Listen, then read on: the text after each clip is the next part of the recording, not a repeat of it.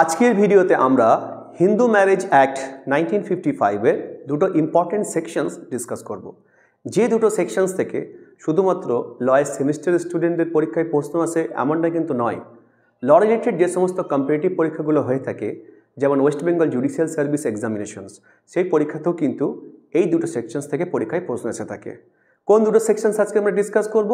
Hindu marriage অ্যাক্টের section 5 conditions for a Hindu marriage আর section 7 ceremonies for a Hindu marriage. এই দুটো ইম্পর্টেন্ট সেকশনস আজকে আমরা ডিসকাস করব। তবে হ্যাঁ, আমরা যখন বেয়ার অ্যাক্ট থেকে যখন ডিসকাস করব, বেয়ার অ্যাক্টের যে মিনিংটা রয়েছে আমরা সেটাই কিন্তু এই ক্লাসের মধ্যে বোঝানোর চেষ্টা করব। কিন্তু একটা সেকশনস থেকে যদি প্রশ্ন আসে যে conditions for a Hindu marriage, সেক্ষেত্রে অ্যান্সারটা কীভাবে লিখতে হবে পয়েন্ট ওয়াইজ, তার জন্য কিন্তু আমরা আলাদা ক্লাস নিয়ে আমরা দেখাবো যে একটা যদি কোশ্চেন্স লিখতে হয় পরীক্ষাতে, সেক্ষেত্রে একটা বেয়ার অ্যাক্টকে পড়া, বোঝা এবং সেটাকে জানা, তার সাথে সাথে তার সঙ্গে অ্যান্সারটা কীভাবে লিখতে হবে কেস ল সহকারে, সেটা কীভাবে লেখা উচিত তার জন্য আমরা আলাদা ভিডিও জানাবো। কিন্তু আজকের ভিডিওতে শুধুমাত্র হিন্দু ম্যারেজ অ্যাক্ট 1955 এর সেকশন 5 আর সেকশন 7 এই দুটো সেকশনসকে আমরা বোঝানোর চেষ্টা করব বা এক্সপ্লেন করার চেষ্টা করব। দেখা যাক সেকশন 5 আর সেকশন 7 এর মধ্যে কি আছে। Section 5 conditions for a Hindu marriage. Conditions কথার অর্থ হচ্ছে শর্ত। ফর এ হিন্দু ম্যারেজ, একটি বৈধ বা একটা ভ্যালিড হিন্দু ম্যারেজের জন্য কি কি শর্তাবলীর প্রয়োজন রয়েছে, কি কি এসেনশিয়ালসের প্রয়োজন রয়েছে, সেইগুলো আমরা আজকে জানার চেষ্টা করব। সেকশন 5 এর মধ্যে লেখা রয়েছে a marriage may be solemnized between any two Hindus. তাহলে সেকশন 5 এর মধ্যে কি লেখা আছে? সেকশন 5 এর মধ্যে লেখা আছে এ ম্যারেজ মে বি সোলেমানাইজড, একটি বিবাহ সম্পন্ন হতে পারে বিটুইন এনি টু হিন্দুস, দুটো হিন্দুজের মধ্যে।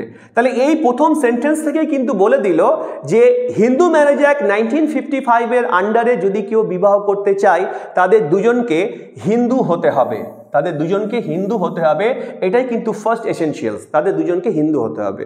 যদি তারা হিন্দু না হয় তাহলে কিন্তু হিন্দু ম্যারেজ অ্যাক্ট 1955 এর আন্ডারে তারা বিবাহ করতে পারবে না। তাহলে এ ম্যারেজ মে বি সোলেমানাইজড, একটি বিবাহ সম্পূর্ণ হতে পারে বিটুইন এনি টু হিন্দুস, যে কোনো দুটো হিন্দুর মধ্যে, ইফ যদি কিনা the following conditions are fulfil, নিম্নলিখিত শর্তাবলীগুলো যদি পূরণ হয় তবে দুটো হিন্দুর মধ্যে একটা ভ্যালিড হিন্দু ম্যারেজ সম্পন্ন হতে পারে। কোন কোন শর্তাবলীগুলো পূরণ হলে একটি ভ্যালিড হিন্দু ম্যারেজ হতে পারে? Number 1, that is neither party has a spouse living at the time of the marriage. Neither party has a spouse living at the time of the marriage কথার অর্থ যারা ম্যারেজ করছে, যারা ম্যারেজের যারা পার্টিজ আছে, husband এবং ওয়াইফ, তাদের জন্য প্রিভিয়াসলি কোনো স্পাউস না থাকে। যে ছেলেটি বিবাহ করছে তার জন্য প্রিভিয়াস কোনো ওয়াইফ না থাকে, যে মেয়েটি বিবাহ করছে তার জন্য প্রিভিয়াস কোনো হাজব্যান্ড না থেকে থাকে। কিন্তু এখানে যে স্পাউস কথাটা উল্লেখ করা হয়েছে, এখানে স্পাউস বলতে কিন্তু লিগালি ওয়েডেড হাজব্যান্ড বা ওয়াইফকে বোঝানো হয়েছে। তাহলে neither party has a spouse leaving at the time of marriage. At the time of marriage, বিবাহের সময়, যখন তারা তাদের ম্যারেজটা সোলেমানাইজ করছে দুটো হিন্দু, সেই সময় যেন কোনো পার্টিরই যেন প্রিভিয়াস কোনো স্পাউস না থাকে। এটাই হচ্ছে প্রথম কন্ডিশনস একটা ভ্যালিড ম্যারেজ হওয়ার জন্য। নাম্বার 2 যে কন্ডিশনসটা রয়েছে সেটা কি? At the time of the marriage, বিবাহের সময়, নিদার পার্টি, কোনো পার্টি যেন ইজ ইনক্যাপাবেল, অসমর্থ না হয়, of giving a valid consent, একটি বৈধ সম্মতি দেওয়া থেকে, টু ইট। এখানে ইট বলতে কি বুঝিয়েছে? ইট বলতে ওই ম্যারেজটাকে বুঝিয়েছে যে নিদার পার্টি ইজ ইনক্যাপাবেল, কোনো পার্টি যেন অসমর্থ না হয়, of giving a valid consent, একটি বৈধ সম্মতি দেওয়া থেকে, টু ইট মানে ওই ম্যারেজে। কিসের থেকে?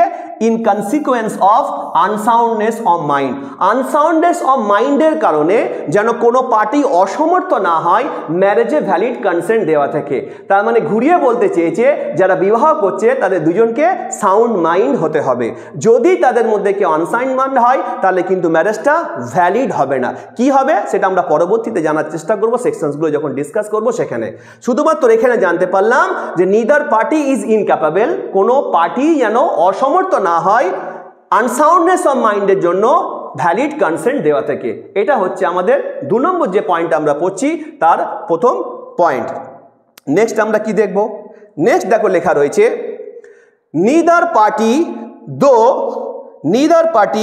দো capable of giving a valid consent, যদিও তারা ভ্যালিড কনসেন্ট দেওয়ার জন্য ক্যাপাবেল, সমর্থ, তাদের ভ্যালিড কনসেন্ট দেওয়ার ক্যাপাবিলিটি বা তাদের সামর্থ্য রয়েছে, বলছে neither party has been suffering, কোনো পার্টি যেন ভোগ না করে থাকে ফ্রম মেন্টাল ডিসঅর্ডার, মানসিক ভারসাম্যহীনতা থেকে, of such mental disorder of such a kind and to such an extent as to be unfit for marriage. বলছে neither party has been suffering from mental disorder, কোনো পার্টি যেন mental disorder থেকে suffer না করে থাকে, মানসিক ভারসাম্যহীনতা থেকে যেন সাফার না করে থাকে, অফ সাচ এ কাইন্ড, এমন এক প্রকৃতির মানসিক ভারসাম্যহীনতা, and to such an extent, সেই মানসিক ভারসাম্যহীনতার যে পরিধিটা এতটা বেশি যেন না হয়, as to be unfit for marriage, যেন ম্যারেজের জন্য সে আনফিট না হয়ে যায়, এবং প্রক্রিয়েশন অফ চিলড্রেন, সন্তান উৎপাদনের জন্য যেন সে অসমর্থ না হয়। তাহলে 2 নম্বর পয়েন্ট থেকে আমরা দেখতে পেলাম যে এটা বলতে চাইছে হাজব্যান্ড এবং ওয়াইফ তাদেরকে মেন্টালি অর্ডার হতে হবে, মেন্টালি ফিট হতে হবে। যদি তাদের এমন এক প্রকৃতির এবং এর পরিধি এতই বেশি, এমন কোনো মেন্টাল ডিসঅর্ডারনেস যদি থেকে থাকে যাতে করে তারা ম্যারেজ করার জন্য, সন্তান প্রক্রিয়েশনের জন্য যদি অক্ষম হয়ে থাকে, তাহলে কিন্তু ভ্যালিড ম্যারেজ হবে না। তাই তাদেরকে মেন্টালি ফিট থাকতে হবে, এটা 2 নম্বর ক্রাইটেরিয়া। 3 নম্বর ক্রাইটেরিয়া বলছে neither party has been subject to recurrent attacks of insanity, কোনো পার্টি যেন ইনসানিটিতে আক্রান্ত না হয়। তার মানে বলতে চেয়েছে দুটো পার্টি মানে হাজব্যান্ড এবং ওয়াইফ যারা পার্টিজ টু দ্য ম্যারেজ, তারা দুজনেই যেন সেম পার্সন হয়, এটা এখানে বোঝানোর চেষ্টা করছে। তার মানে এতক্ষণ ধরে যে আমরা 2 নম্বর পয়েন্টটা সেকশন 5-এ যেটা আমরা ডিসকাস করলাম, এখানে মেন্টাল ক্যাপাসিটির কথা বলেছে, যে হাজব্যান্ড এবং ওয়াইফ ম্যারেজ করছে according to Hindu marriage act 1955, তাদের মেন্টাল ক্যাপাসিটির কথা ক্লজ 2-তে ডিসকাস করেছে। তাদেরকে সাউন্ড মাইন্ড হতে হবে, তাদেরকে মেন্টালি অর্ডার হতে হবে, তাদেরকে সেন পার্সন হবে। যদি তারা আনসাউন্ড হয়ে থাকে, যদি তারা মেন্টালি ডিসঅর্ডার হয়ে থাকে, যদি তারা ইনস্যানিটিতে আক্রান্ত হয়ে থাকে, তাহলে ম্যারেজটা ভ্যালিড ম্যারেজ হবে না। ক্লজ 3 নম্বর ক্লজের মধ্যে কি দেওয়া আছে? 3 নম্বর ক্লজের মধ্যে দেওয়া আছে the bridegroom has completed the age of 21 years, যে ব্রাইড গ্রুম, যে ছেলেটি বিবাহ করছে, বর বা হাজব্যান্ড, তাকে 21 বছর কমপ্লিট করতে হবে। অ্যান্ড দ্য ব্রাইড, যে কনে, যে মেয়েটি বিবাহ করছে, দ্য এজ অফ 18 ইয়ার্স, তাকে 18 বছর কমপ্লিট করতে হবে at the time of marriage, বিবাহের সময়। তাহলে ক্লজ 3-তে আমরা 3 নম্বর কন্ডিশনটা দেখলাম হিন্দু ম্যারেজ অ্যাক্টের জন্য, মানে একটা হিন্দু ম্যারেজ অ্যাক্টের আন্ডারে একটা ভ্যালিড ম্যারেজের জন্য যে 3 নম্বর শর্তাবলী কি, যে ব্রাইড গ্রুম তাকে 21 বছর কমপ্লিট করতে হবে, আর যে ব্রাইড তাকে 18 ইয়ার্স কমপ্লিট করতে হবে at the time of marriage. এটা একটা ইম্পর্টেন্ট পয়েন্ট, আমরা এটা দেখতে পেলাম 3 নম্বর পয়েন্টে রয়েছে। 4 নম্বর পয়েন্ট কি আছে? 4th ক্লজের মধ্যে লেখা আছে the parties are not within the degrees of prohibited relationship, যারা ম্যারেজ করছে তারা একে অপরের সাথে প্রহিবিটেড ডিগ্রিজ অফ রিলেশনশিপের মধ্যে যেন না থাকে। এখন এই প্রহিবিটেড ডিগ্রিজ অফ রিলেশনশিপটা কি, এটার জন্য আমরা আলাদা একটা ভিডিও বানিয়েছি, সেই ভিডিওটা তোমরা দেখে নেবে। সেখানে তো তোমরা দেখতে পাবে সেকশন 3-তে, যেখানে prohibited degrees of relationship, shopping the relationship, full blood কাকে বলে, হাফ ব্লাড কাকে বলে, ইউটেরাইন ব্লাড কাকে বলে, এই রিলেটেড একটা আলাদা ভিডিও আছে, তোমরা সেখান থেকে দেখে নিও। এই ভিডিওতে আমরা কিন্তু আলাদা করে এটাকে আর ডিসকাস করছি না। তাহলে the parties are not within the degrees of prohibited relationship, যারা হাজব্যান্ড এবং ওয়াইফ যারা বিবাহ করছে, তারা একে অপরের সাথে যেন প্রহিবিটেড ডিগ্রিজ অফ রিলেশনশিপ থেকে যেন বিলং না করে। যদি প্রহিবিটেড ডিগ্রিজ অফ রিলেশনশিপ থেকে থাকে তাহলে ম্যারেজটা ভ্যালিড হবে না। সেটা ভয়েড হবে কি ভয়েডেবল হবে সেটা আমরা পরবর্তীতে জানবো। বাট এখানে বলছে এসেনশিয়াল কন্ডিশনে the parties are not within the degrees of prohibited relationship, যারা হাজব্যান্ড এবং ওয়াইফ বিবাহ সোলেমানাইজেশন করছে হিন্দু ম্যারেজ অ্যাক্ট 1955 অনুসারে, তারা যেন একে অপরের সাথে প্রহিবিটেড ডিগ্রিজ অফ রিলেশনশিপের মধ্যে যেন না থাকে। কিন্তু এটার একটা এক্সেপশনও রয়েছে, যেটা কিনা এখানে উল্লেখ করে দেওয়া আছে। এক্সেপশনটা কি বলছে? Unless the custom or usages governing each of them permits of a marriage between the two. তাহলে এখানে একটা কাস্টম এবং ইউজেসের কথা বলা হয়েছে। বলছে যদি কোনো কাস্টম মানে যদি কোনো প্রথা, ইউজেস মানে যদি কোনো রীতিনীতি, যদি গভর্নিং ইচ অফ দেম বলতে দুটো পার্টিসকে বুঝিয়েছে, যারা হাজব্যান্ড এবং ওয়াইফ তারা যারা বিবাহ করছে তাদের মধ্যে যদি এমন কোনো কাস্টম থাকে যে কাস্টমটা দুটো পার্টির মধ্যেই গ্রহণ করছে, বলছে সেক্ষেত্রে সেই কাস্টম যদি তাদেরকে পারমিট করে থাকে প্রহিবিটেড ডিগ্রিজ অফ রিলেশনশিপের মধ্যে থাকার মাধ্যমেও বিয়ে করার জন্য, তখন বলছে সেই ম্যারেজটা কিন্তু ভ্যালিড ম্যারেজ হবে। তাহলে জেনারেল রুল কি বললো? জেনারেল রুল বললো যে parties are not within the prohibited degrees of relationship, পার্টিজরা যেন প্রহিবিটেড ডিগ্রিজ অফ রিলেশনশিপের মধ্যে যেন না থাকে। কিন্তু যদি কোনো কাস্টম বা ইউজেস থেকে থাকে যেটা দুটো পার্টির মধ্যেই গভর্ন করছে এবং সেই কাস্টম এবং ইউজেস যদি প্রহিবিটেড ডিগ্রিজ অফ রিলেশনশিপের মধ্যে থাকা অবস্থাতে ম্যারেজ করার জন্য পারমিট করে থাকে, সেক্ষেত্রে তারা যদি ম্যারেজটা করে থাকে তাহলে ম্যারেজটা ভ্যালিড ম্যারেজ হবে। স্পেশাল ম্যারেজ অ্যাক্ট 1954 আর হিন্দু ম্যারেজ অ্যাক্ট 1955 এর মধ্যে একটা ডিফারেন্স রয়েছে। এখানে লেখা আছে ইচ, কথাটা লেখা আছে হিন্দু ম্যারেজ অ্যাক্ট 1955-এ, কিন্তু স্পেশাল ম্যারেজ অ্যাক্ট যখন পড়বে 1954-এর সেখানে লেখা আছে ইদার কথাটা, মানে যে কোনো একটা পার্টি তাদের মধ্যে যদি প্রহিবিটেড ডিগ্রিজ অফ রিলেশনশিপ থেকে থাকে, মানে যে কোনো একটা পার্টির মধ্যে যদি কোনো কাস্টম যদি থেকে থাকে এবং সেই কাস্টম যদি তাকে প্রহিবিটেড ডিগ্রিজ অফ রিলেশনশিপের মধ্যে ম্যারেজ করার জন্য পারমিট করে থাকে, সেক্ষেত্রে স্পেশাল ম্যারেজ অ্যাক্টের মধ্যে বিবাহ হয়ে যাবে। কিন্তু হিন্দু ম্যারেজ অ্যাক্টের মধ্যে লেখা আছে যেই কাস্টম এবং ইউজেস সেটা দুটো পার্টিজের মধ্যেই কিন্তু গভর্ন করতে হবে, আদারওয়াইজ কিন্তু ম্যারেজটা ভ্যালিড ম্যারেজ হবে না।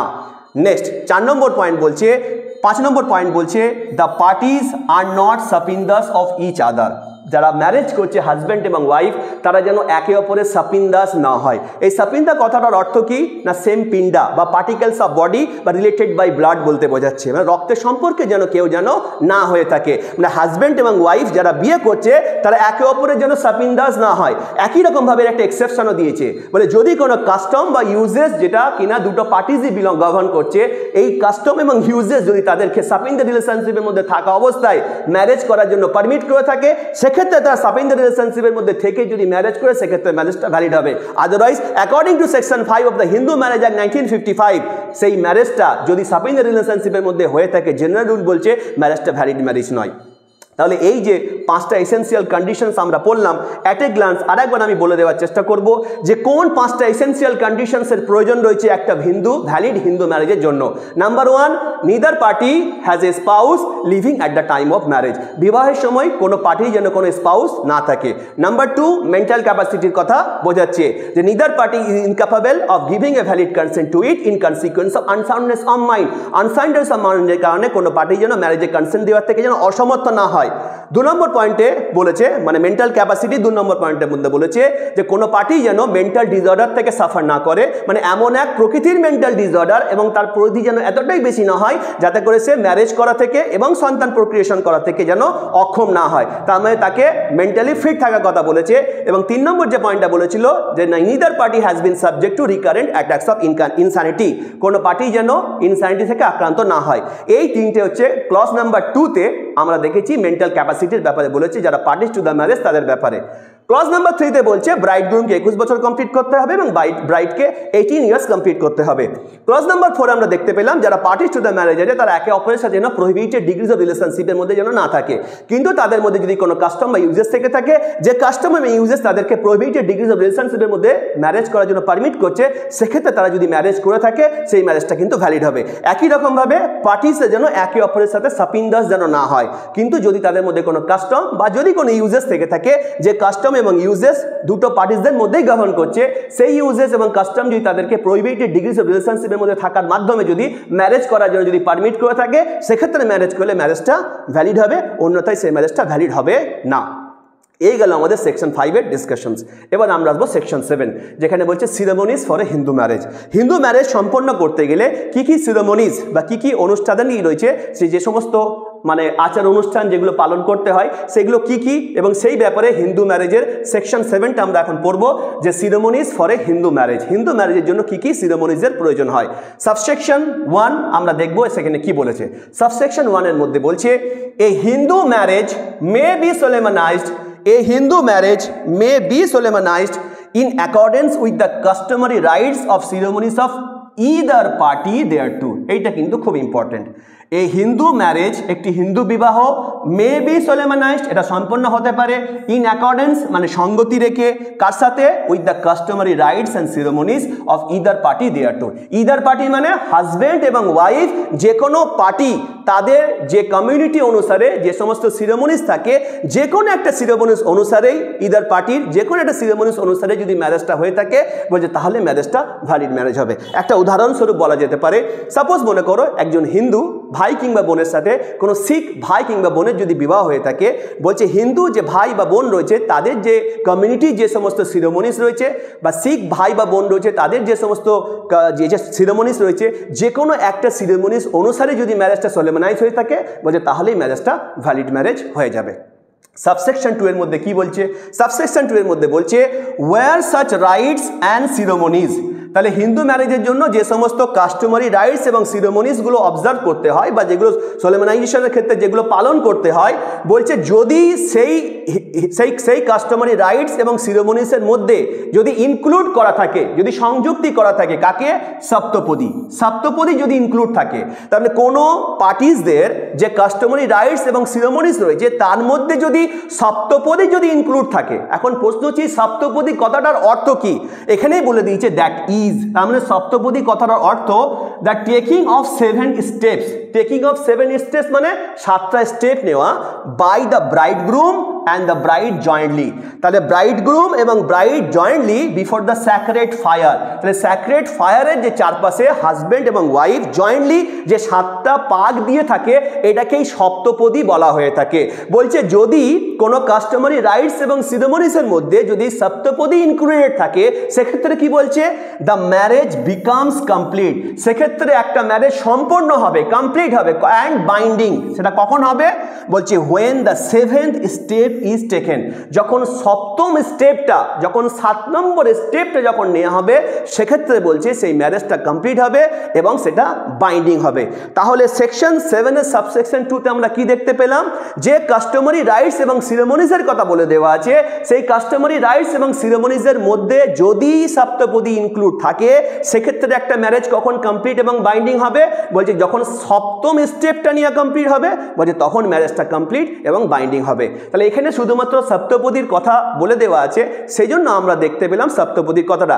এছাড়া হিন্দু যে সমস্ত ম্যারেজগুলো হয়ে থাকে বিভিন্ন কমিউনিটির মধ্যে বিভিন্ন রকমের সিরেমনিজ হয়ে থাকে, যেমন ভিভা হোমা বলে একটা সিরেমনিজ রয়েছে, মানে ইনভোকেশনস বিফোর দ্য স্যাক্রেড ফায়ার যেটা হয়ে থাকে। এছাড়া আরও অনেক কিছু জিনিস ইনক্লুডেড থাকে, এগুলোর ব্যাপারে এখানে বলা নেই। শুধুমাত্র সেকশন 7 এর মধ্যে যেটুকু জিনিস আছে আমি সেটুকুই কিন্তু এই ভিডিওর মধ্যে এক্সপ্লেন করলাম। তাহলে সেকশন 5 আর section 7 is very important for the Hindu marriage act 1955।